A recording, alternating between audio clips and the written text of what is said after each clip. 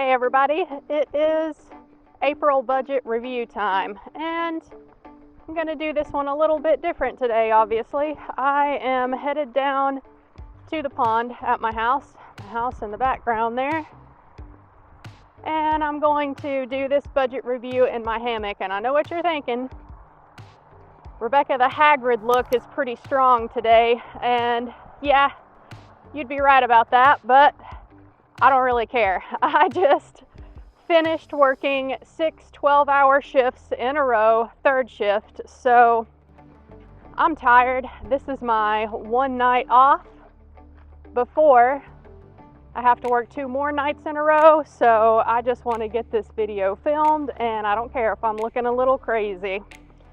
Y'all ever feel like you've been shot at and missed and shit at and hit? Yeah, that's about how I feel right now. And since this is my one night off, I wanted to take advantage of the nice weather outside and also get this video filmed. So yeah, that's what we're gonna do today. It feels really nice outside right now since it's the end of April, but you know, during the summer in North Carolina, I mean, it gets hotter than Satan's front porch outside sometimes, so I can't promise you that I'll be doing a budget review like this come August, but yeah, I thought I would give it a try for today.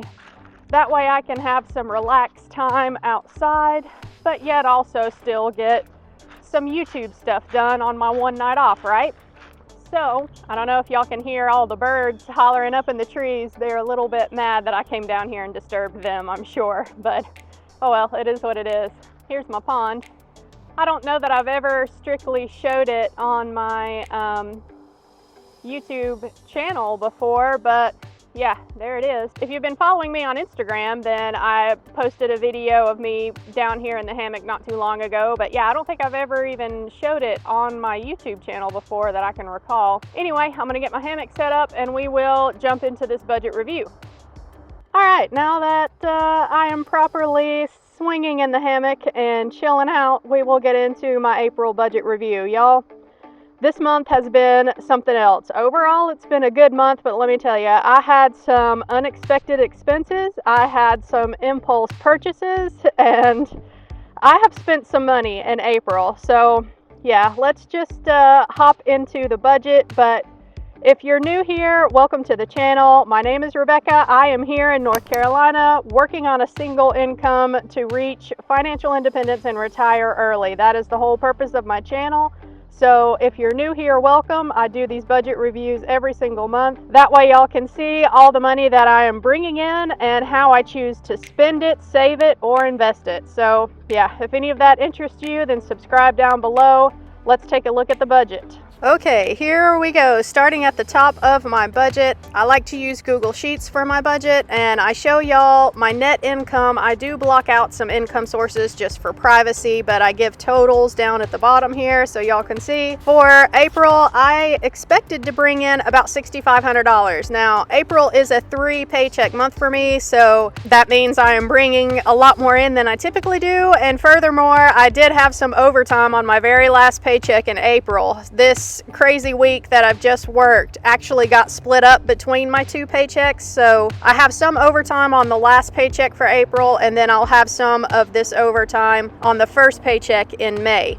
Anyhow, expected to bring in about $6,500, and I actually brought in just over $7,000 for the month, which is amazing. I typically do not bring in that much in a month, so I had big plans for April, y'all. My main goal was to try and max out my Roth IRA for the month, but we'll get to that in just a second. Firstly, let's get to the bills and spending for the month. Starting at the top is this credit card float.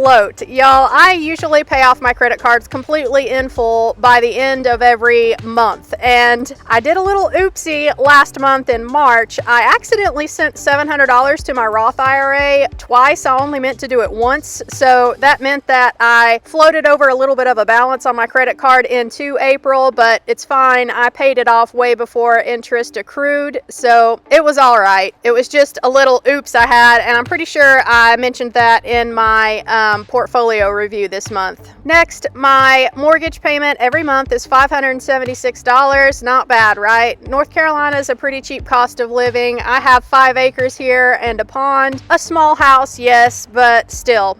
Can't beat $576 for a mortgage. After that, Duke Energy. Y'all, I was really excited for the power bill this month. I budgeted $130, but the weather's getting nicer. It was getting warmer around here. I didn't have to run air conditioning as often. And my power bill came in under $100. I was happy with that. $97.51. Next is my water bill. I budget $40 for that every month, and it came in at $32.81. After that, internet bill was right on target at $160.68. This is going to be changing though. We'll get to that in a second. Gas for my car. I knew I was having some overtime this month, so I bumped it up from $100 to $120, and I came in right under target there at $117.72. After that, my gym membership, $23.06, that was right on target. I go to Planet Fitness. And after that, lawn care. I do pay a guy to come and mow my grass. I know y'all probably noticed that it was getting a little high in this video, and it is time for him to come again. And sure, I could buy my own lawnmower and cut grass myself, but this is 5 acres of land here. That is a lot of grass to cut. And every time he comes to cut grass for me, he mows the grass and does all of my weed eating for $100. So y'all, I really think that is a fair deal for the amount of work that he does. And to try and mitigate this cost a little bit, I will alternate turns with him. I have a push mower, so he'll come and do everything for me, and then a week later I will mow just around my house and up towards the road. And that way I'm trying to only use him once or twice a month instead of having him come every single week, and that way it saves me a little bit of money that way. But I don't know, I just feel like for $100 I would rather have him come and do it rather than me buy my own mower that I have to pay for and then maintain. So yeah, I had budgeted $200 for him in April, but ended up keeping it at $100. Next, I hope that you guys are just as proud of me as I am about this grocery budget here. My food, household, Rollo expenses, personal care items, anything that I buy that is food or household related or something for Rollo goes into this budget. So I budget $350 for that every month, and usually I blow it out of the water. I go over, and really it's just because I am either eating out too much for convenience sake or not being strict about my budget when I go to the grocery store. But y'all, I really tried to be more strict about it this time, and it paid off. Y'all can see for the whole month I only spent $283.40. That was for groceries. That was also a couple of times I did eat out. I bought a case of beer this month. I don't think I got anything for Rollo at the store, but yeah, this month I really tried to pay attention and be more strict about it, and I kept it under $300, so I'm super happy about that. Next is Amazon. This was several things from Amazon, $160 of it. I did buy a steam cleaner for the house, and I've been meaning to make a video about the steam cleaner review just to see how good it does and whether or not I think that it's worth it. I don't know when I'm going to film that one. I've been working so much that I haven't even unboxed the thing yet, but eventually I will get that video done. I also needed to buy some more whey protein for me and some more coffee, and whenever I buy those two things, I buy 5 pounds at a time, so it ends up being about $40 a piece. That was some of it. I did get some treats for Rollo too on Amazon this month, and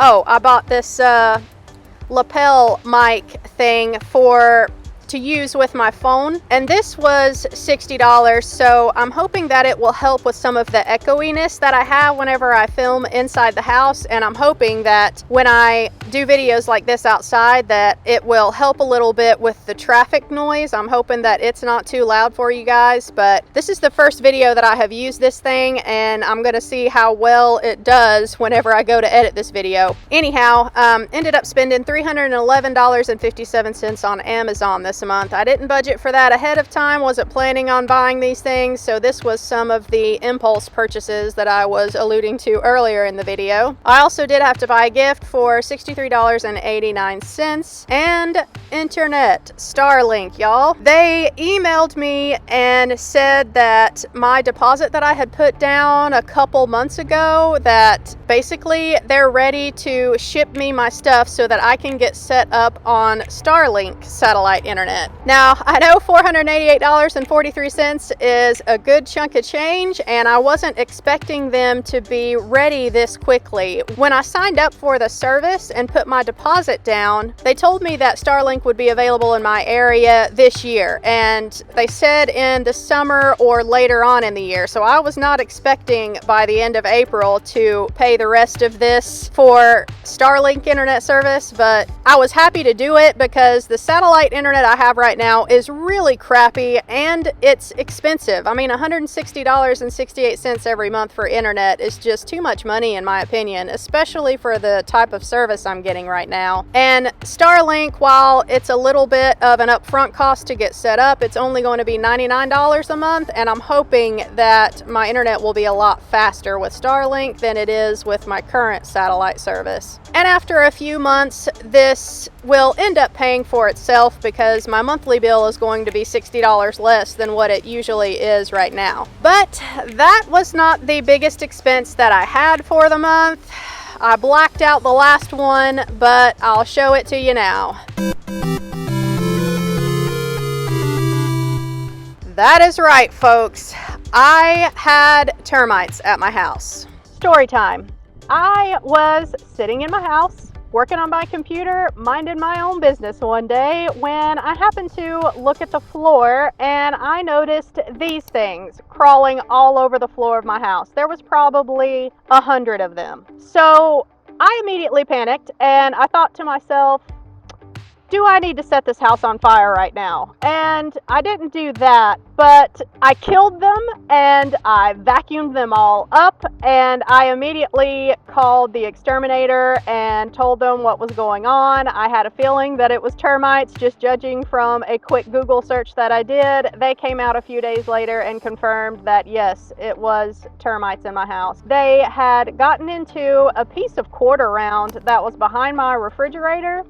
And when they came to do the termite inspection, they also found another area that they had gotten into in the house. But the good thing is, I had envisioned like the full tent over the house kind of thing that you see on TV and stuff when they have to treat a house for termites. But I didn't have that bad of an infestation. They basically just needed to treat the two areas that they found, and then they put some like Centricon around outside my house in the ground and stuff. And what they did should cover me for the entire next year. They will come back out next April and take a look and see if there's any more infestations going on or if they need to do anything else. And I can also opt for a warranty on what they've done for $250 a year for the next 4 or 5 years, I think. And I may do that, I may not, I don't know, but I'm just glad that they came out quickly, got the problem taken care of. But that was a huge $990 expense that I definitely did not budget for ahead of time. And I mean, $990, that's a lot of money, guys. But also, I kind of want to take a second just to reflect on that, because you guys, $990 is a lot of money that many people in America would not be able to just all of a sudden cash flow if they had an emergency like this show up in their budget. If y'all have been following me for a while, then you know I do have a emergency fund that's $5,000 right now, but I didn't even have to dip into that in order to cover this emergency that popped up. I mean, that is exactly what an emergency fund is for right there, but yet I was still able to cash flow it. And guys, if this had happened to me a few years ago when I first bought the house in 2014 and I was up to my eyeballs in debt, I would not have been able to just cover this and not think twice about it. I would have put it on a credit card, added to my debt, and spent months and months and months trying to get it paid back off because I didn't have the available cash flow in my budget. So Even though on this channel I am hyper focused on reaching financial independence to retire early, I think that we all have to remind ourselves from time to kind of stop and smell the roses along the way and take a second to appreciate how far you've come. Even if you aren't to FIRE yet, still, you need to enjoy the journey along the way. And y'all, I am so grateful that I was able to cover this $1,000 expense unexpectedly and not even have to think twice about it, not have to put it off, not have to wonder how I'm going to pay it off later. It was just a non-issue.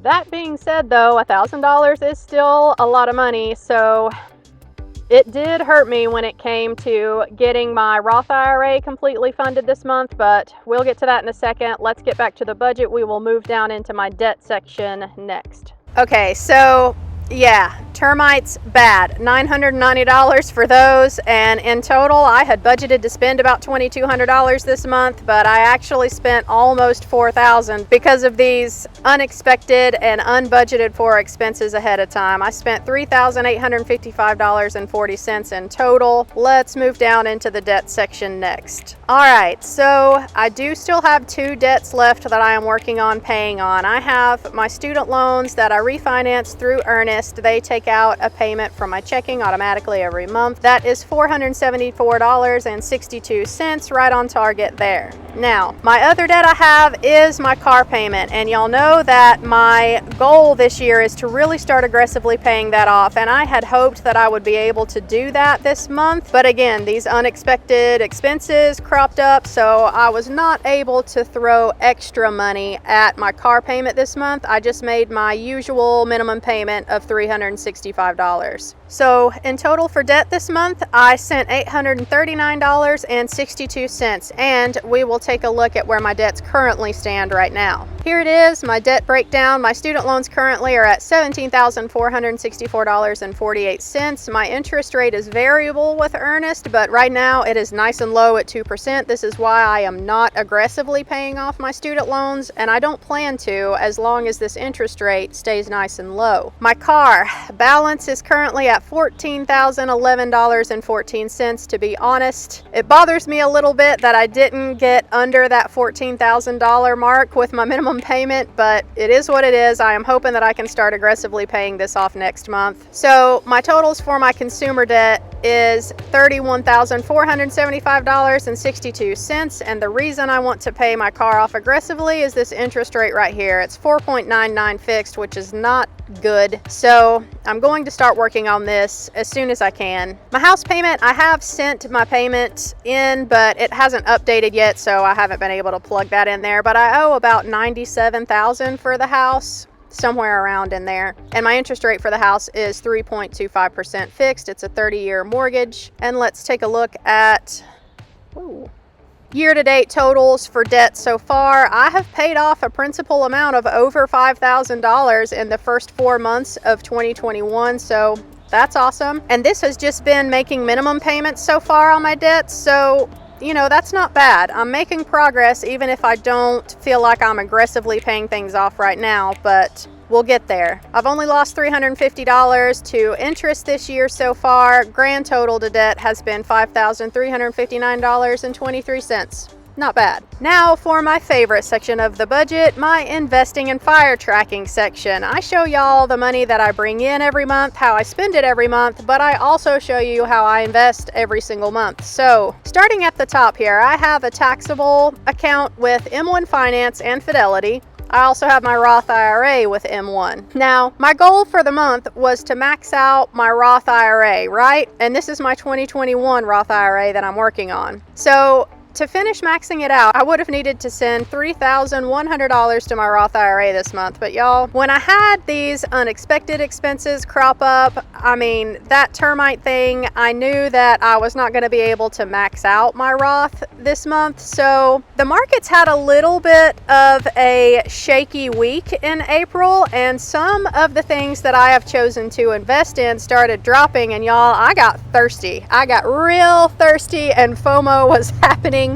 And I mean, I just couldn't watch Hyliion drop down anymore without picking up a few more shares. So I ended up throwing $500 into my taxable M1 account, into my speculative slice, in order to get a few more shares of Hyliion, also to pick up a little bit more of the ARK funds that I have in that slice. And I had recently added in the ARK X Space Exploration ETF into my speculative slice, but I hadn't really funded it with much of anything. So this $500 kind of helped to average down my position with Hyliion, fund the ARK X, and then throw a little extra at all the other ARK funds that I have in that speculative slice as well. So I'm kind of happy that I did that. And really, I knew I wasn't going to be able to finish maxing out my Roth this month, especially after having all these unexpected expenses. So it is what it is. I will finish maxing out my Roth come my first paycheck in May. So no big deal. Even still, with all of these expenses that I had, all of these impulse purchases of more shares and a steam cleaner on Amazon, I was still able to put $1,800 towards my Roth IRA this month. That is fantastic. I am not mad at that at all. I didn't max it out for the month, but that's okay. I will get it maxed out next month. And putting that $1,800 into my Roth IRA allowed me to hit a little bit of a milestone for my Roth IRA account. I crossed $20,000 for the first time in my Roth IRA this month. Really happy about that, guys. And the sun is starting to blind me a little bit, but hopefully it'll go behind a tree here in a second. Anyhow, my Fidelity account. This is where I hold another small speculative position in MindMed. Guys, I bought into MindMed when it was still a penny stock.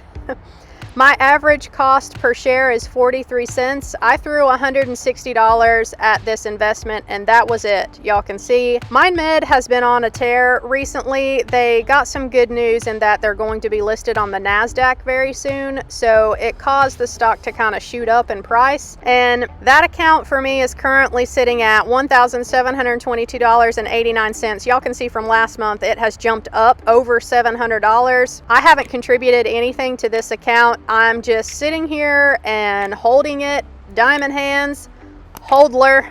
I'm going to wait and see what happens with MindMed as a company. This is a speculation for sure, but I want to give them a few years before I make a decision on what I'm going to do with this investment. It may very well go to zero, and if it does, that's fine. I only spent $160 of my own money for this position, so I'm just going to continue to track it, and y'all can see how it's doing right along with me. Next is my high yield savings account with Ally. This is where I hold my emergency fund. Eventually, I'll get this up to $10,000, but for right now, I am okay with it sitting at $5,000. I would rather start working on my car a little more aggressively, getting that paid off, than trying to get this account up to $10,000. So I'll address this again probably sometime next year and start funding it again, but for now, I would rather work on the car than try to get this up to $10,000. Lastly, we have my work retirement account, my 403B. I thought that between my overtime and 3 paychecks this month that I would put about $600 towards my Roth IRA, but I actually put in $707.32. I thought that my work match would be around $300, but it was just over $400 at $404.19. So grand totals down here, I had planned on for the month to put about $4,000 towards investing. I did fall short a little bit of that. I came in at $3,411.51,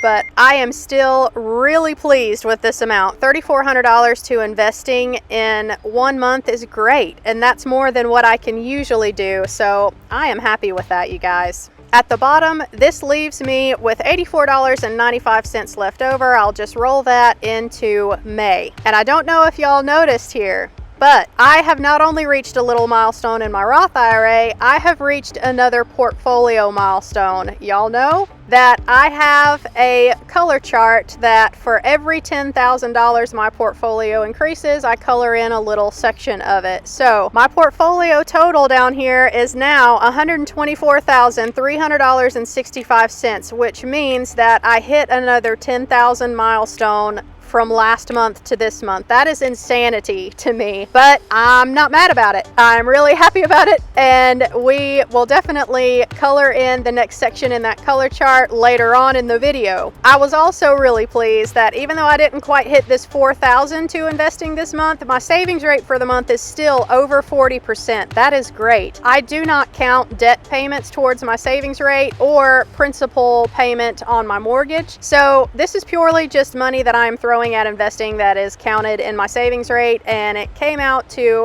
41.65% for the month. That's awesome. And for the first time ever, I have crossed 10% towards my financial independence number. You guys, I am so pumped about this. Right now, my financial independence number that I'm trying to hit is 1.2 million. So when I crossed this $120,000 portfolio milestone, it wasn't just another $10,000 that my portfolio had grown. This was 10% to FI, and I am loving it. I have put a lot of money towards investing so far this year. I keep track of the total amount of money that has gone towards investing out here to the side, and y'all can see the first 4 months of the year I have sent $17,663.68 to investing. This does include the employer match, but whatever. I mean, ultimately that is money that's going to come to me for my use later, so I count it in here. But yeah, almost $18,000 for the first 4 months of the year. That just is crazy. I know I'm not going to be able to keep up with this for the rest of the year, especially considering that I want to start aggressively paying off my car, but it is nice to know that this amount of money is going to be working for me for the rest of 2021, even if I'm not able to aggressively invest for the rest of the year. All right, y'all, that will do it for the budget portion of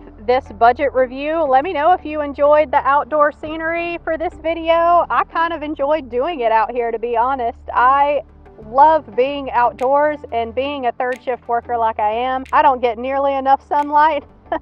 So this was a nice change of pace for me. As long as it's not too hot, maybe I'll do my budget reviews like this every single month. I don't know. Let me know if you liked it down below. April was definitely a little bit of a challenging month. Like I say, I had those unexpected expenses, but I was able to handle it. Between the 3 paychecks this month, getting some overtime, it was a complete non-issue, and I'm really grateful for that. Not only was it a non-issue, but I was still able to invest a significant amount of money towards my goals for the month. Didn't get that Roth IRA completely funded, but that's okay. I can do it next month. Now, if you've stuck with me throughout this long video, I definitely appreciate it. I know that my budget reviews are lengthy. That's just the kind of channel this is. If you enjoyed it, don't forget to subscribe down below. For the last section of this video, let's color in my color charts. We're going to start with the Roth IRA for 2021, and then we will color in that next section on my financial independence color chart. Okay, here we have on my Roth IRA color chart and my overall financial independence color chart. Starting with the Roth IRA here, I am up to $4,700, so about halfway there. Only have $1,300 left to go for the Roth IRA, so let's color in this section.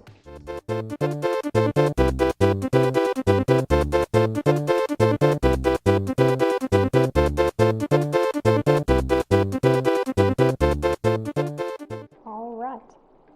I think my green highlighter is officially done. It was running out of ink on me. Next, my financial independence color chart. This is my favorite one for obvious reasons, but here we go. Every section on this chart represents $10,000. It's counting up to 1 million, even though my overall goal is 1.2, I still use it. And here we are down at the bottom. I actually hit 120,000 in the portfolio on April 16th, which is crazy because it was exactly 1 month from when I had hit 110,000 in the portfolio. So insanity. And y'all can see I hit 100,000 in February. It has been just boom, boom, boom. Every single month I went up another $10,000, but I have been investing a lot in the beginning of 2021. This just goes to show that when you choose to focus on something in your finances, it really works for you. And y'all, let me tell you, building wealth is a lot more fun than paying off debt because you've got interest working for you instead of against you, and it is just a completely different ball game. But yeah, let's color in this next section here.